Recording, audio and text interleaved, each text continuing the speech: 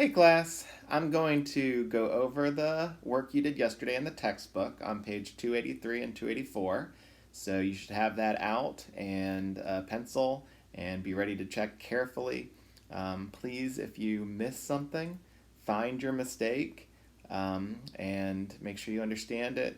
If after I go over it you're not sure, be ready to ask a question so you're confident that you understand how to get the answer.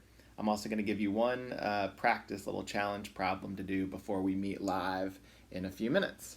So here is the textbook, and we had problem number 1.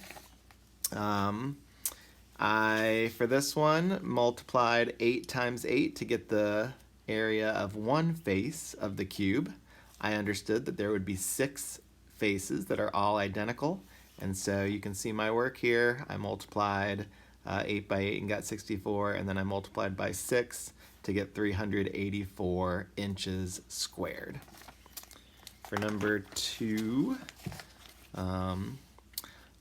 I looked at the rectangular prism and understood that for this one, we want to find the area of one face, and then there's going to be another one that's identical to it on the opposite side. So I decided to start by multiplying 15 times 8, which is the front and the back, and I got 120, and I doubled it to get 240. And then I multiplied 15 times the 5, which would be the top and the bottom, and I got 75, multiplied that by 2 to get 150. And then the only other face that I hadn't gotten yet was the two sides.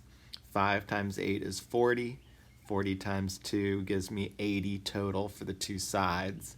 And then I added those up, and I wrote my answer and circled it, as you should when you're doing problems and taking pictures, and made sure I had a unit, which is inches squared. Number 3, we've got a triangular prism. So similar to what we did the other day, I went ahead and drew a picture to help me picture it and recognize that the triangle is 8 by 6 for the height and the base, and the 10 is the diagonal. That doesn't help me for finding the area. So half of the base times the height is how I find the area of a triangle. So half of 8 is 4. 4 times 6 is 24. There are 2 triangles, so I multiplied that by 2 to get 48. I then recognized that there were 3 different rectangles, one that's 6 by 12, one that's 8 by 12, and one that was 10 by 12 for each of the different sides of that triangle that go across in the middle of the prism, and found each of those areas, added them up carefully, and got 336 square centimeters. For number 4, it tells me that there's a rectangular block, 6 by 6 by 10. I went ahead and drew that so I could picture it better. I hope you did too. And if it's 6 by 6 by 10 and it's a rectangular block, then I would have 2 square faces and then 4 rectangular faces that are all the same size. So I just needed to do 6 times 6 is 36, times 2 is 72, and 6 times 10 is 60, and I multiplied that by 4 to get 240, added them up, and got 312 square feet.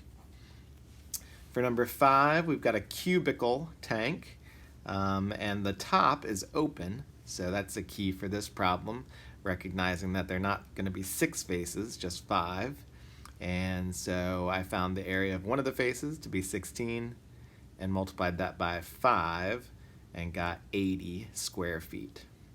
And then finally for 6, it's a cube net. Hopefully you recognize that as a cube net. If you didn't recognize it, you may have had to think about it a little bit more and recognize that it's 6 square faces.